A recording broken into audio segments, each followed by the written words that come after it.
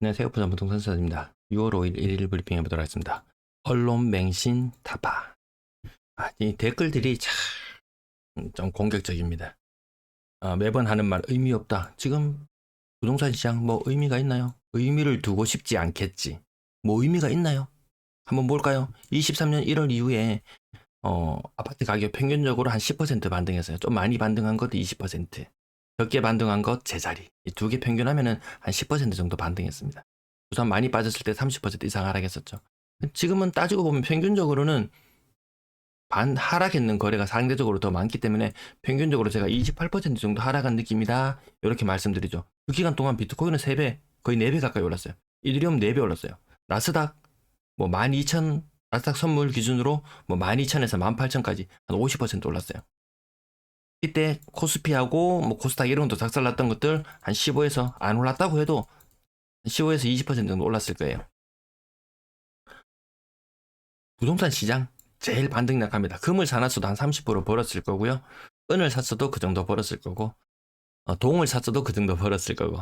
개인들이 왕창 몰려서 물려버린 부동산 시장. 죽은 자식 거스만지기 마냥. 그 의미 없다. 의미 없다. 특별히 어느 지역이 뜨는 지역이 있다든지, 특별히 저무는 지역이 있다든지 그런 것조차도 크게 의미가 없습니다.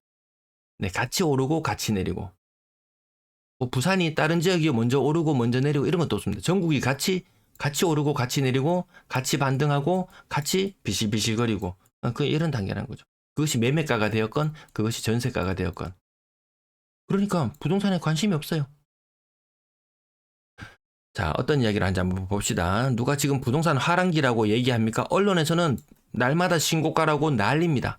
신생아 특례 받아가지고 집 사고 뭐 해가지고 집 사고 항상 난리라고 이야기합니다. 재건축 뭐 신도시, 노후 신도시 특별 뭐 대책 지역 올랐는 지역 뭐 3억이 올랐고 4억이 올랐고 난립니다.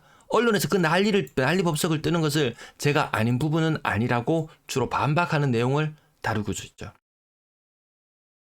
부산 어느 지역은 거래량과 가격이 예전에 80%에서 90%로 회복하는 추세고 어느 지역은 회복이 안 되고 있고 이 날마다 실거래 가격 찍어서 보여드리면은 제가 일일이 뭐 다 찍어서 할 필요 없습니다. 이거 보시면은 어느 동네별로 뭐 어느 구가 거래가 많이 되는지 어느 지역이 특별히 더 살아나는지 찾아보시면 되는데 그런 지역 보이시나요?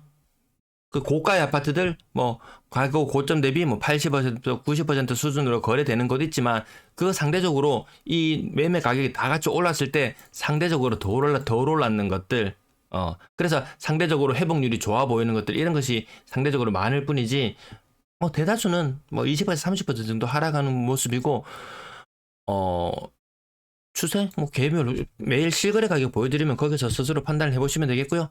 어느 지역은 회복이 안 되고 특정 지역이 회복이 잘 되고 이런 게 없습니다. 고가의 아파트들은 상대적으로 하락률이 작아 보이고 작기도 하고 그렇지만 절대 금액에서는 더 크고 가격이 낮은 아파트 뭐 2억 3억대 아파트들은 하락률이 상대적으로 더 크고 양극화 속에 답은 무엇이고 양극화 속에 답은 뭐겠습니까? 돈 많은 사람은 돈 많이 들여서 사고 더 좋은 데 살고 아닌 사람은 거기에 맞춰서 살면 된다. 양극화 속에 분수에 맞게 선택하면 된다. 무리해서 빚 많이 내지 마시라. 노후마저도 불황해질 수 있다. 현장 분석은 전혀 없음. 제가 이거 조회수 500 나와요. 500. 500에서 1000 나와요. 굳이 현장 분석하는 사람 수두룩합니다. 이거 어떤 사람이 많이 분석을 하냐면은 그 주로 광고를 이렇게 받아서 그 어떤 분양하는 곳이라든지 이런 것들을 해주는 거 있잖아. 현장 분석 안 가봐도 실거래 가격 변하는 것만 봐도 동네 분위기 다 압니다. 안 가도 호가가 어떻게 변해가는지 다 압니다. 지금 호가 네이버 호가 초록색 덩어리들 이렇게 보이죠. 그 중에서 이 하단에 있는 것들만 다 거래가 되고 있어요. 이게 시장 분위기거든요. 호가의 분위기도 바뀌어 나가는 모습. 제가 부동산 지인 사이트를 통해서 알 수 있다고 말씀 많이 드리죠. 어느 시기나 집 사야 되는 타이밍은 있는 건데 무조건 의미 없다. 타이밍 언제든 집 사면 됩니다. 아무도 말리지 않습니다. 무리하지 마시라. 이런 말씀 정도 드리고요. 어떤 계층에는 의미 있는 시기, 어떤 계층에는 힘든 시기. 이런 분석이 필요한데 PC에 쌓아둔 데이터 쌓아두지 않습니다. 매일매일 나오는 데이터, 매일매일 나오는 뉴스랍니다. 지금 시장에 의미 있다고 느껴지나요? 뭐 의미 있는 반등, 의미 있는 거래량, 줄어드는 매물, 의미 있어지면 제가 말하기 싫어도 차트에서 그냥 저절로 스며들어서 나타나게 되어 있습니다.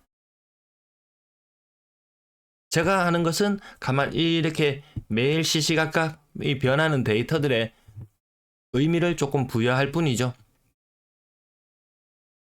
남들 돈 다 벌고 나면 의미 있다고 떠들 건가? 가격이 올라가면은 있는 대로 해줄 겁니다. 제가 하는 것은 언론에서 의미 있느냐, 의미 있다 붙이기는 것에 대한 반박 정도로 이해해 주시면 되겠고요. 무비판적으로 그렇다고 무비판적으로 언론 내용을 그대로 받아들이시든지 그것은 개인의 선택의 문제인 것 같습니다.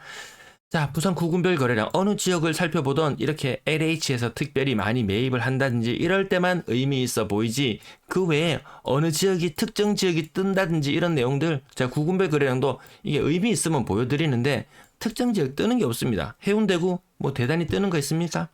주변에 분양한다든지 하면 거래량 좀 늘어나고 이런 부분이 있을 거예요. 수영구 뭐 특별히 의미 있어 보입니까? 동래구 뭐 의미 있어 보입니까? 뭐 의미 없어요. 별로. 의미 있는 그렇게 유의미한 변화가 보이지 않습니다.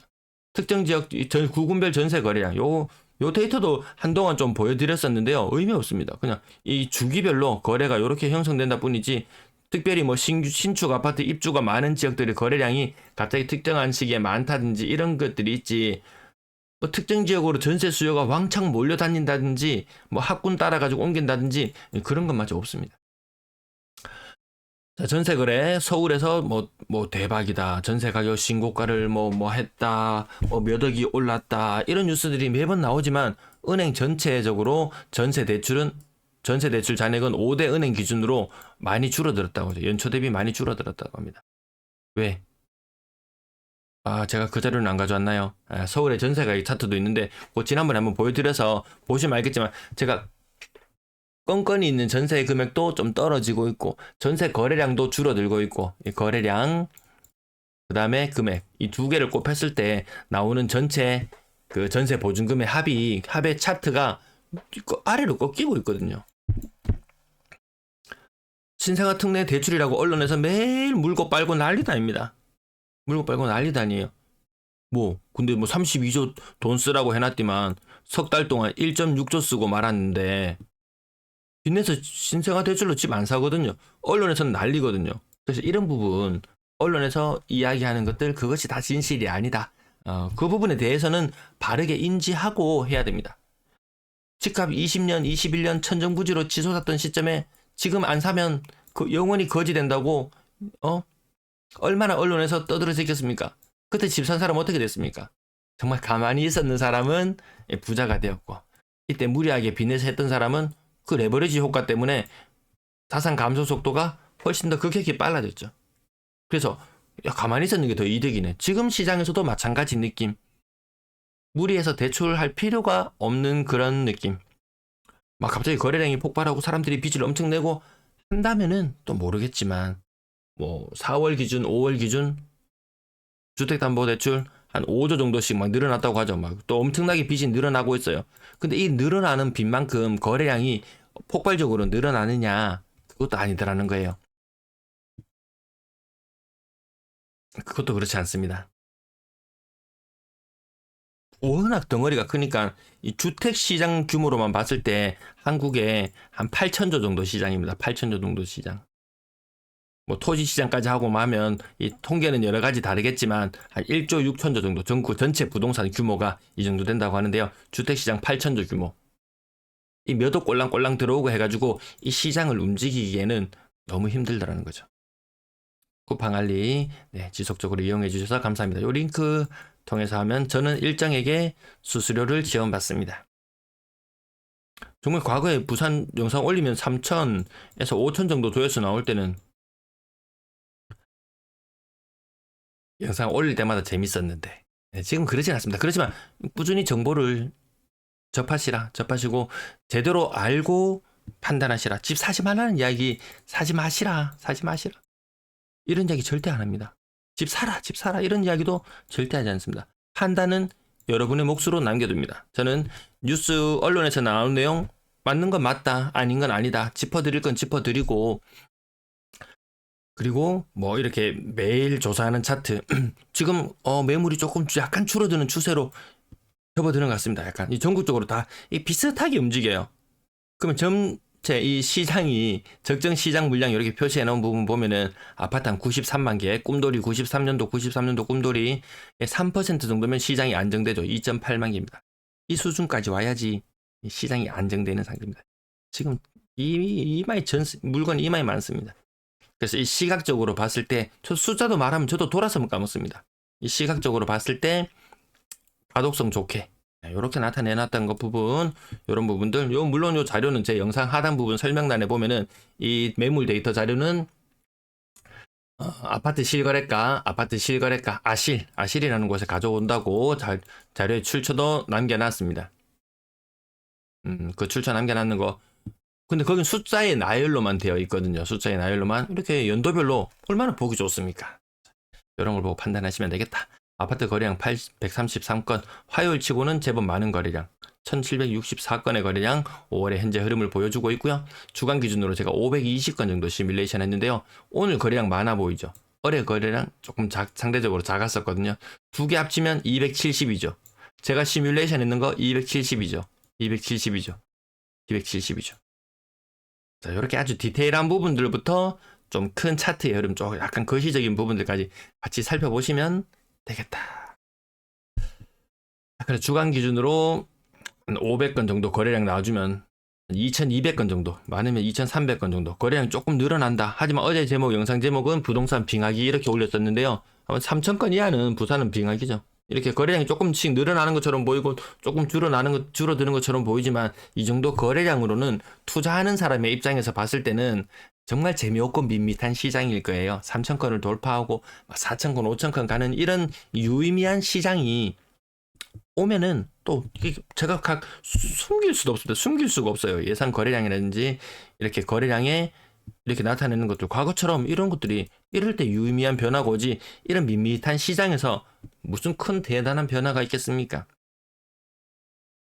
가격이 문자 오른다고 칩시다. 주위에 한 5억 가던 집값이 한 10억으로 올랐다고 쳐봅시다. 물론 이런 건 뭐 신축이나 준신축 이런 것들 기준으로 이 정도 가능하겠죠. 그럼 구축이 여기 발 맞춰가지고 옆에 있던 아파트 오를 수 있을까요? 우리나라 구축의 장점이 뭐였습니까? 용적률, 상대적으로 높은 용적률 덕분에 뭐 재건축을 하게 되면은 그저 집을 얻는 이런 효과가 있는데, 얘들 같이 못 올라가요. 정말 난 옥석을 잘 가린다, 난 투자의 기재다, 이 구축 가운데 놓으신 듯이 특별법에 해당되어서 선도직으로 묶일 수 있는 많은 아파트 점 찍어서 들어간다고 생각해 보세요. 부산의 아파트 몇 개요? 93만 개. 이 중에 노후 아파트 비율, 30년 이상 된 아파트 비율 한 20% 정도 될 거예요. 한 20만 채 정도 중에서 골라서 들어가야 됩니다.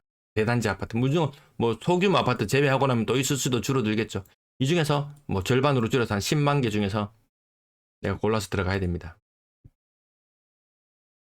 차라리 이런 거 요행을 바랄 바에 차라리 로또를 해라. 5천원, 만원 날리면 그만이다.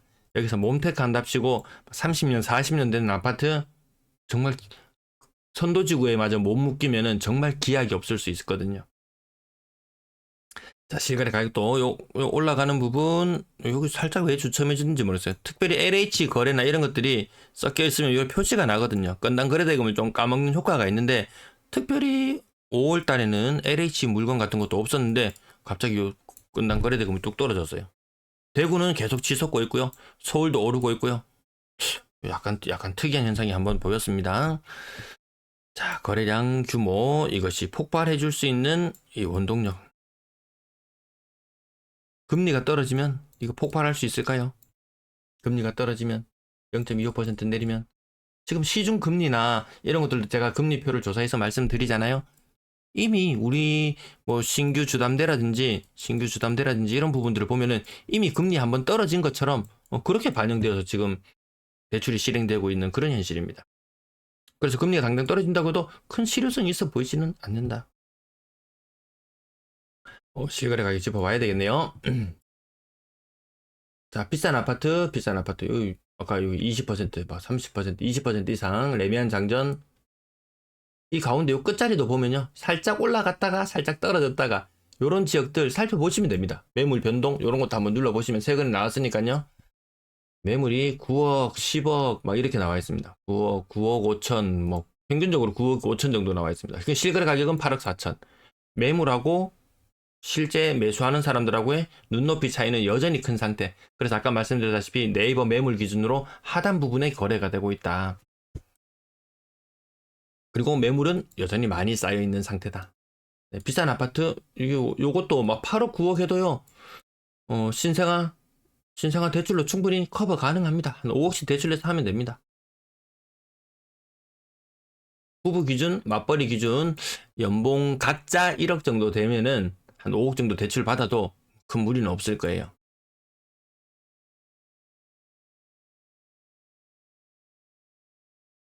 그래서 6억, 7억 하는 것들 하실 분 사셔라. 아무도 안 말린다. 30% 이상 이렇게 하락하는 것들 여전히 있는 상태. 그래서 이 평균적인 하락률 여기도 보시면 돼요. 예, 통계 정보에 가시면요. 회복률이라고 있어요. 아파트 투미 사이트에서 회복률이라는 곳에 가보시면 부산의 평균적인 하락률은 23%죠. 426개 단지를 대상으로 묶어봤을 때 23%. 요거 조금 대단지에 좀 비싼 아파트들 이렇게 묶여 있거든요. 가격 싼 아파트들까지 포함하면은 평균 하락률은 제가 한 28% 정도 되는 것 같다. 대구는 평균 하락률 여기 26으로 보이지만 평균 하락률 30% 정도 되는 것 같다. 그렇게 말씀드리는 부분 이게 답니다. 뭐 별거 없습니다. 자, 그 다음에 LG 메트로시티 40 몇 퍼센트인가요? 이게 1층. 예. 사직상용례가 46%, 1층의 직거래. 이런 예외적인 거 조금 제외해놓고 보더라도 30% 이상 하락하는 것도 많거든요. 비싼 아파트들은 하락률이 상대적으로 적고. 근데 이 4억짜리 아파트, 7억짜리 아파트 36% 떨어져서 4억 5천. 2억 5천 빠졌죠. 근데 비싼 아파트들 보면은 13억짜리 30% 아니다 28% 정도 24% 빠졌지만 얘 한 방에 3억 5천 날아가고 이렇거든요. 그래서 뭐 전체 돈의 충격으로 봤을 때는 하락률은 작지만 고가의 아파트들이나 뭐 조금 저가의 아파트들이나 그 체감상의 충격은 다 비슷한 것 같습니다. 단순히 외부인의 눈으로 봤을 때 뭐 숫자 하락률이 고점 대비 20%니 30%니 이야기하지만 다 같이 떨어지고 있는 그런 모습에서 크게 반등하거나 그런 모습들 보이지 않는다. 일부 고가의 아파트들 뭐 서울에 뭐 신고가를 찍었니 뭐 100억에 거래됐니 이렇게 하지만 그건 일부의 이야기일 뿐이다. 우리 평균의 흐름만 짚어가도 됩니다. 가격 3억 아래로 쭉 내려가 봅시다.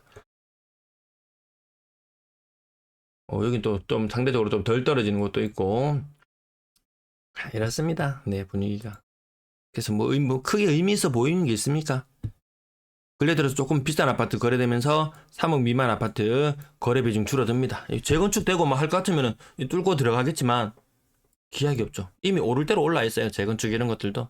그래서 훨씬 더 많이 빠지고 있죠. 특히 뭐 삼익빛지 이런 것들 가격 빠지는 거 눈으로 보이시면은 그게 있는 모습 그대로고 그게 대표하는 재건축을 대표하는 상징적인 그런 의미로 본다면 다른 재건축하는 것들 또 상대적으로 더 어려울 겁니다.